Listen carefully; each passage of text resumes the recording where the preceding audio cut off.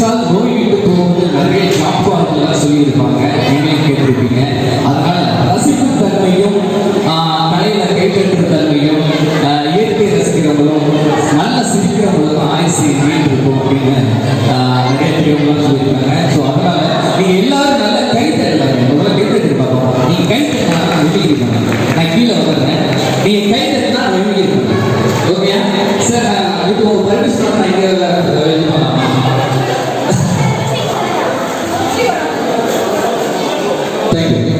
அன்பான சொல் புண்படுறதுக்கு கிடையாது, சிரிப்பதற்காக ஒரு நிகழ்ச்சி. சரியா? போயிடலாமா? ஓகே.